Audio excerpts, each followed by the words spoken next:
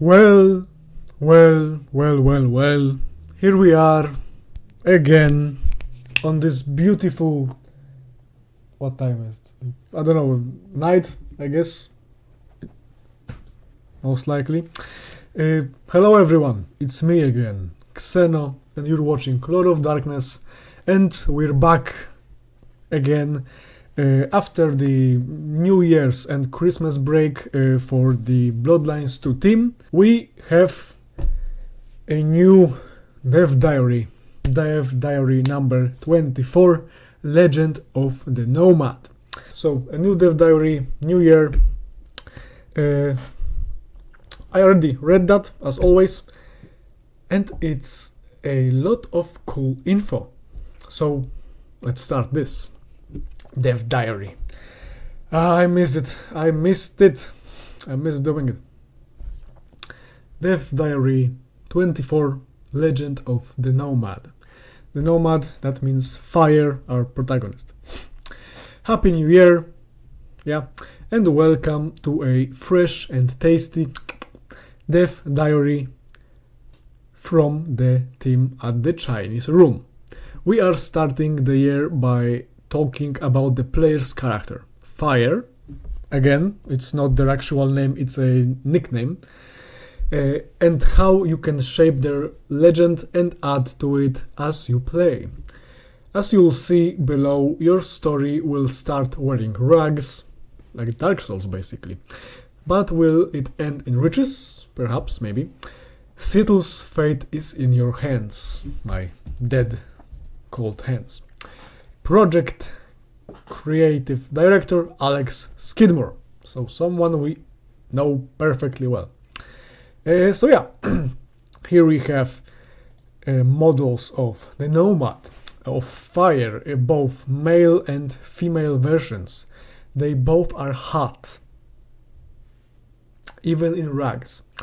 So yeah, obviously Fire wakes up from torpor at the start of the game, and the fact that they were rags makes sense also. Well, they slept a long time. And as we can see here on the left side of their rug, on the chest, is a hole. Why? Because they were staked. I mean, heart is kind of here, somewhere more at the center than left, actually. I mean, the bigger part of heart is on the left, but it's on the... not important. Anatomy is for another time. But yeah, very cool, very cool.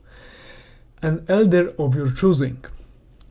As our game starts, an elder that some call the Nomad wakes up in an abandoned building in Seattle. They don't know where they are or how they got there, but they are quick to adapt. The Nomad is old and they have survived for a long time. And yeah, a vampire who lives a long time, I mean unlives, I guess, and their unlive style of unliving is very, bloody, full of action. They are quick to get dusted, mostly. I mean, most shovelheads from Sabbath end like that. But if you're an elder experienced in battle, then yeah, you are one tough cookie. It is clear that they have experienced the death-like sleep of torpor. So we know what torpor is. The last they remember was a smile and a piercing pain in the chest, like I said. Delivered in their haven in Tunis at the start of the 20th century. So they slept a lot. Now they are awake. What happened to them in their long slumber and who woke them? We don't know yet. Why does their blood lack the strength and power they are used to? And why is their body carved with arcane sigils? We'll find out. The Nomad is a legend among kindred. Their name has been whispered for 400 years. Of their presence in revolutions, on battlefields, at slaughters, and at the fall of princes. Are they escaping these situations, causing them, or taking joy in the red wrath and ruin? Whatever the truth, they are a catalyst. When they appear, the world of the kindred will be irrevocably changed. So there are some set points in the history of fire of the Nomad, and we can kinda shape them by playing the game, their past, I mean. So we can, for example, if someone asks us, what did you do this year, this happened, so where were you? And we can decide to either just ignore that or tell maybe what happened, maybe lie, maybe something in between, but we can shape the story, the backstory of our character in a way, even though some points are set. Here we have our beautiful, nerdy Tremere girl, Safia. The records, the stories, you are everything they say. Are we? Are we? We don't know. I mean, if she says so, I'm willing to believe her. She looks smart, so I'm believing her. And she's a Tremere, so of course she can be trusted. Description: in-game shot of Safia recognizing the Nomad. We can also remember from the Betting Man trailer that she will recognizes us as the Nomad. She's, shocked and everything, and gets all nerd out, and it's like you would meet some important historical figure that you kept learning about their life, etc. They're everywhere in the history, like you meet Napoleon or Alexander the Great, just at your doorstep while you were, I don't know, cooking breakfast or something. Let's continue. The concept of the Nomad came when we were expanding early ideas of fire to make the most of an elder's history in the world. There is a reason a vampire survives, and in the game our vampire is always on the front foot, leaving an indelible mark on the kindred society. That must have been true for the rest of the fire's existence. So what might people in Seattle have heard? Stories, legends, myths. In our story, different characters have different beliefs about the Nomad, as it usually is, and their history. While these events may not have an immediate effect on the game world, they will affect how our protagonist is treated. We have deliberately left it up to the player to decide how fire treats these stories and their legend, and how much they tell other characters about their past, and indeed which stories they tell. How would a prince behave if asked for a favor by the legendary and powerful Nomad, who is not yet caught up in local politics? Ian Thomas, narrative director. So that's basically what I said before, that we can shape our story, even though some points in the backstory of the Nomad fire are set in stone. We can shape them to, if they are true, if we were the cause or the effect or just there, something like that. Here we have in-game screenshot of fire's mark glowing. We saw this screen in the Betting Man trailer, and this mark is very cool looking.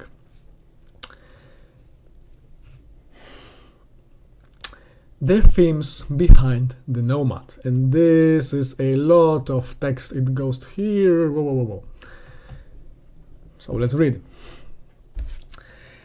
In Bloodlines 2, the matter of history takes a front seat. Our protagonist is centuries old, and while they may change things up to survive, adapt, and keep pace with the march of time, they're nonetheless guard something of a reputation. If a time-immune forensics detective were to inspect and compare the various crime scenes that are human history, they would no doubt find one set of fingerprints consistent. Yeah. May you live in interesting times, etc., etc.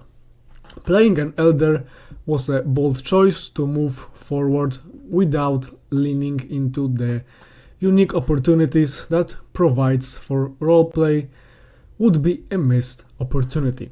That's true. That's true. Right.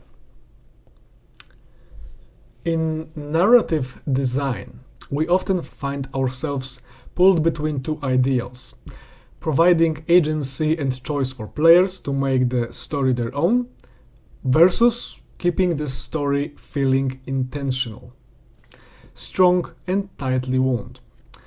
The solution then is to establish what is immutable and within that carve out a more flexible play space. Ultimately, a good story is driven by characters being true to their physiology, psychology, and either following that thread down towards tragedy, making the same mistakes over and over, like vampires have in tradition, or seizing upon the chance to challenge and change themselves. Yep. And here we have our beautiful low, but in the second. That's what makes a happy ending triumphant. A character's ability to sacrifice what they have desired and strained towards for so long, to defy the never-ending hunger of old, painful wounds for a chance at long-lasting healing.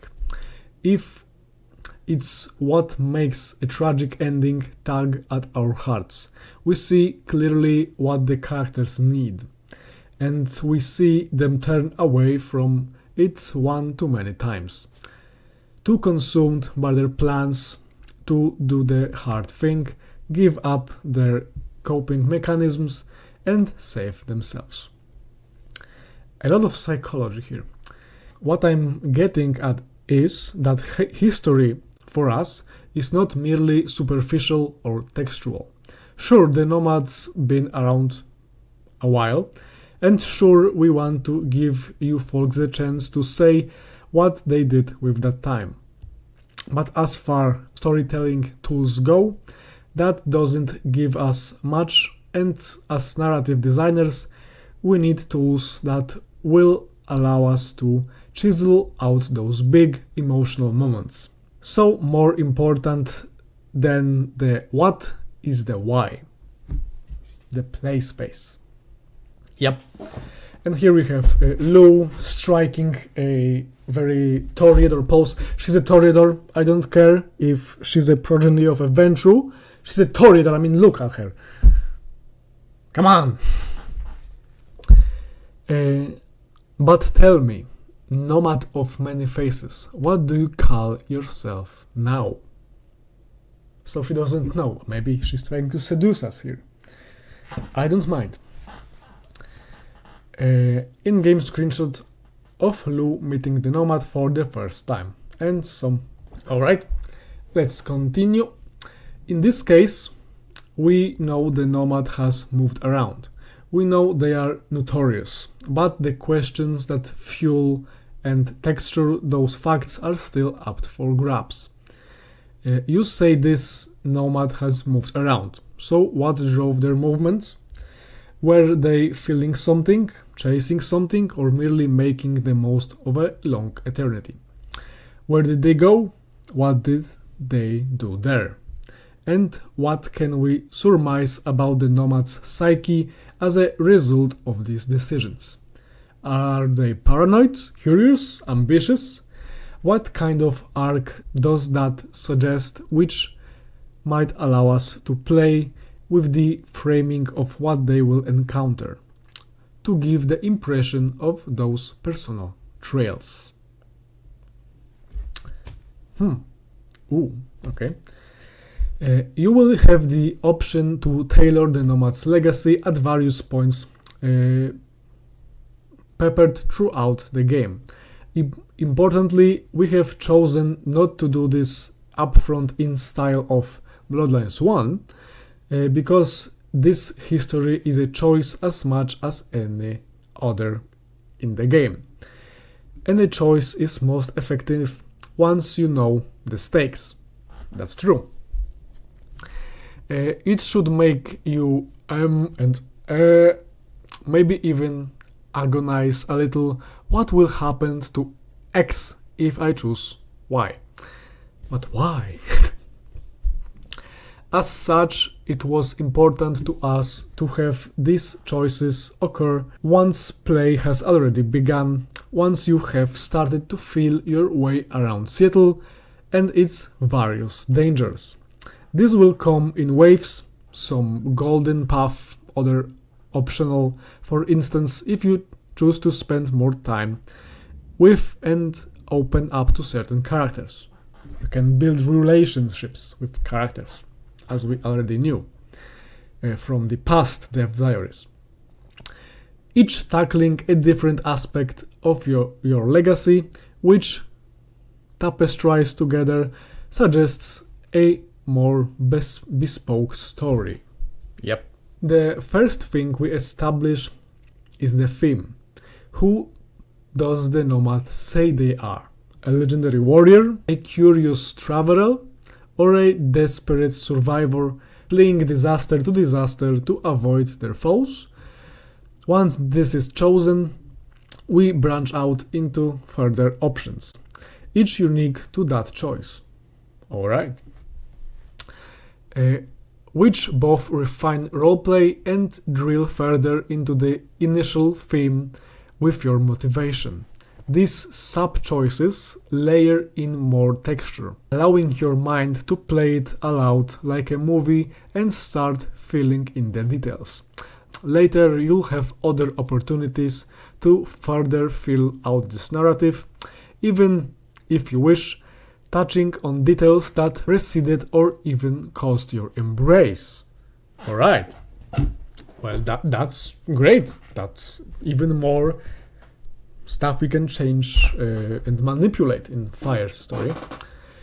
As a personal note, the research that went into fleshing out these options and bidding them into interesting but no less real history was a variable warren of rabbit holes. Too many, even many darlings suffered their final death in the making of this game. May they rest in peace. Even so, nerding out with this stuff was a complete joy. So the narrative team had a lot of fun and a lot of them suffered their final death. You will be remembered, so don't worry, your legacy will live on in this game. Here we have an in-game screenshot of Fire and Fabian, so the film dot inside our head, discussing the legend of the Nomad. Yeah, and we can choose some interesting options. Buying Dreams in Constantinople, the Library of Prague, Masquerades of Venice. So if Fire was in a lot of places, or perhaps they weren't. We will see. And I have said enough, obviously. Let's continue. These choices, once made, are not lost to forgotten metadata. Many will have direct nods or follow-ups, sometimes much further down the line. For instance, here's a line from Lou that directly references a choice made during an earlier conversation with Fabian, showing how talk of the Nomad's deeds have spread. I won't try to mimic Lou's voice, because my voice is not really pleasant to listen to, so I appreciate you all listening to me. This torture must be unbearable, and I apologize. So, Lo, you'll have to tell me sometime how you escaped Madame Guillotine and her cutting tongue. Others feed more subtly into the narrative, affecting the framing of why you might choose something to make it fall in line with your chosen psychology and resulting arc. Fire. Katsumi is being pushed into a corner and must fight merely to exist. I know the feeling well. Versus Fire. Merely holding where you stand is enough. You need to gain ground. It's not enough, sorry. Versus again, Fire says, were I in her shoes, I would leave this place. The world has more to offer than a dingy bar in a city that hates you. That's true. That's true. Or else affecting how others perceive your motives based on what they can surmise from your legacy, branching their reactions to your choices. Mystery character. Oh, all right. Oh, mystery character now. Hello there, Mr. Mystery character, or Lady Mystery character. We don't know. The Black Hand. So the Sabbath or Talmachra. Talmachra is Manus Nigrum, so the true Black Hand, and Black Hand is Sabbath, so that's Sabbath most likely. The Black Hand locked you behind iron doors under Paris, and you only escaped the blade by crawling through sewage. You are no mere survivor. You are the plague rat, the harbinger of wretched misery. That's being said either by a Toreador or a Malkavian or someone like that. I just have the feeling. Others still will crop up more concretely in the game world. But now I run the risk of getting ahead of myself, so I wrap things up here. After all, it's always better to leave a few things unsaid, a little to the imagination. Yep. Senior narrative designer and writer Sarah Longthorn. Yep. Here we have Safia again, our beautiful nerdy Tremere. In-game screenshot of Safia discussing the legend of the Nomad. And we have some clan-specific choices to say. Here they are playing a Tremere fire and are responding. I was the Sultan's astrologer, I was a noble prodigy, I was a charlatan. So we have a lot to say, even if some points, like I said, are set in stone. The stone can still be carved, to say it poetically. Alright, and here we have some very, very cool pictures. Process and style of the ending cinematics. Alright. Wow. Cool. I really like that.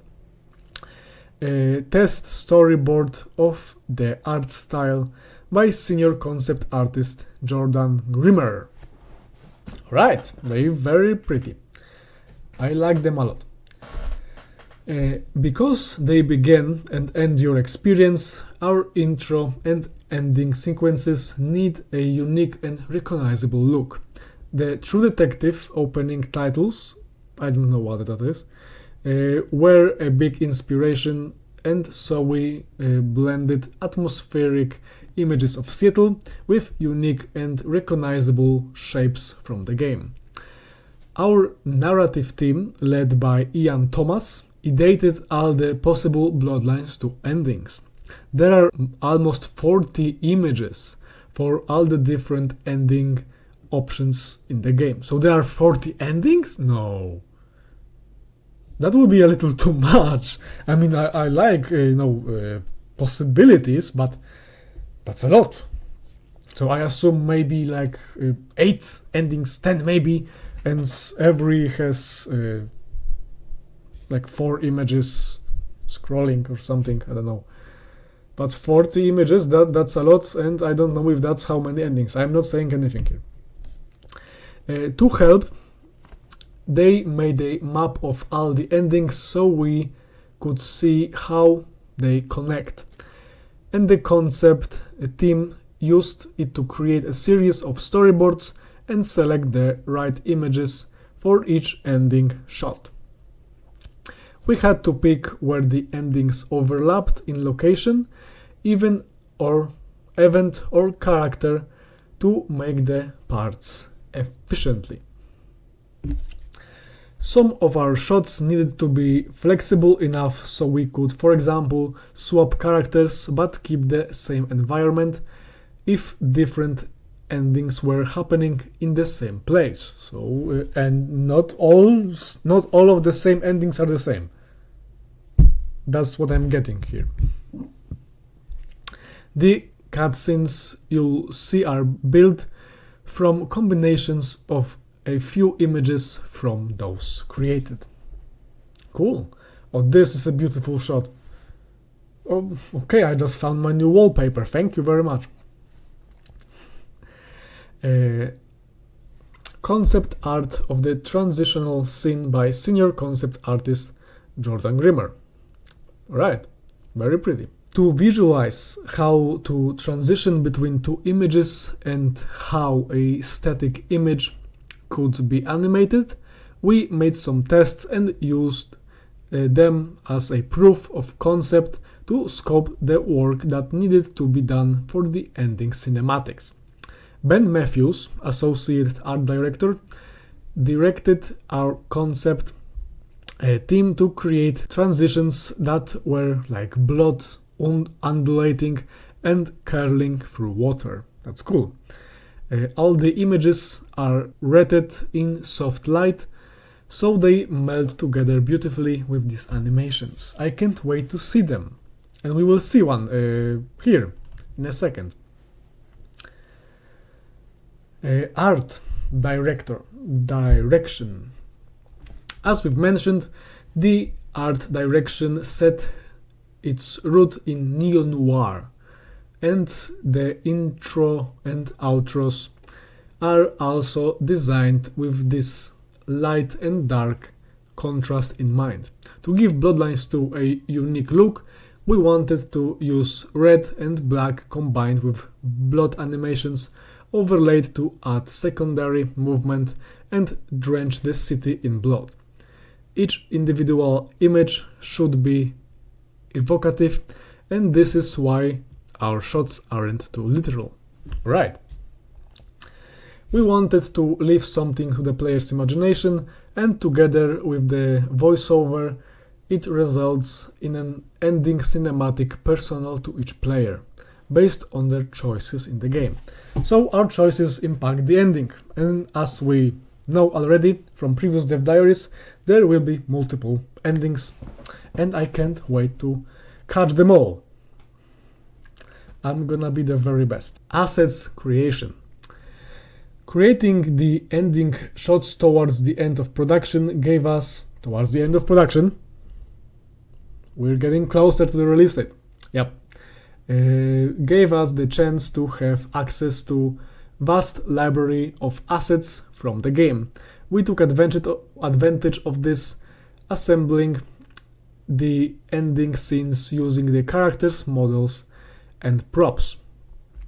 Once the shot was approved, our concept artists had to separate each layer in a way that the animators would easily create a parallax effect to bring the shot to life.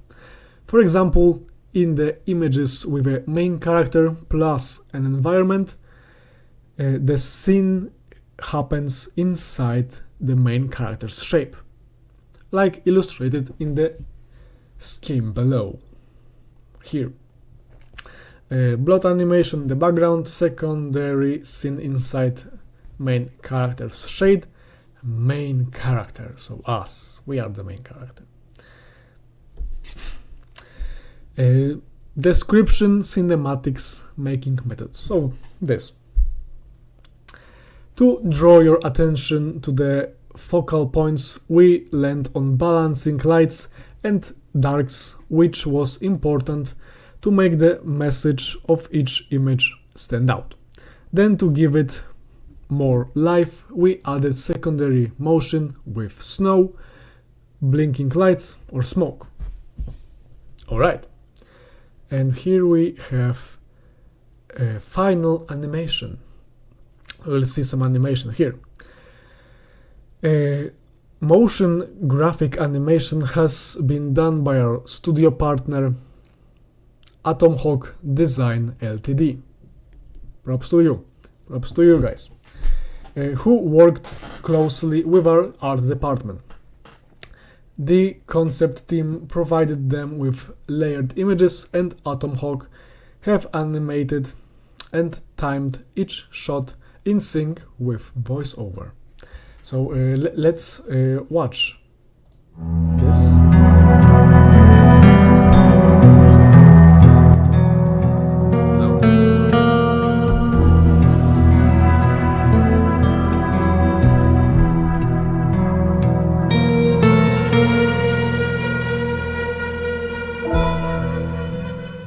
Yep, very noir, very neo-noir.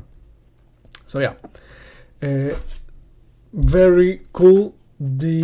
It's smooth, it's well drawn. The animation, the effects are mwah, gold.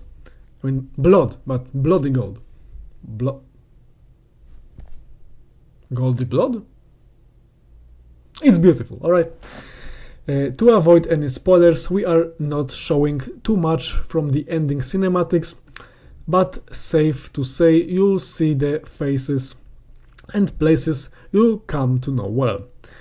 Now it's up to you to complete Bloodlines 2 and unlock them. So give me Bloodlines 2. I'm waiting. Michel Nukera, lead concept artist. I'm sorry if I mispronounce your name. I'm really sorry.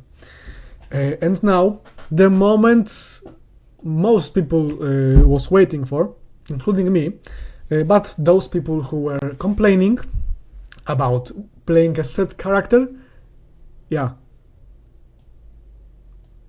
I'll give you a minute to those who, complained. Just get it into your system, just, gasp in disbelief or whatever. Those who spread misinformation. Yeah, I'll wait. No, I won't. I will read it to you. So yeah, customizing the Nomad. We are the Nomad, and the Nomad is Fire, and Fire is our main protagonist, the one that we play. So, your main character. Thank you very much. As we know that you are hungry for more information regarding the customization options that will be available in the game, we want to leave you with a confirmation of what will be available to you. Yeah. You will be able to change Fire's gender, hairstyle, hair color, and outfit. We'll share more in-depth information about this when we are ready, but to tide you over until then, here is a sneak peek. As we can see here, we can customize our Fire on the go. Multiple hairstyles, we can make them bald, hair, different colors. Choose, go ahead. In-game UI of hair selection. Yeah, here you have your confirmation, and don't let anyone fool you and tell you that it's not in the game. Our Fire is customizable, and we will have maybe more options, as they just confirmed this, so maybe there will be more, perhaps. I'm assuming also skin color will be customizable to some degree, but we will see. For now, it's just confirmed. Great. And that's end of this dev diary, with one final bit. Next one. Upcoming developer diary.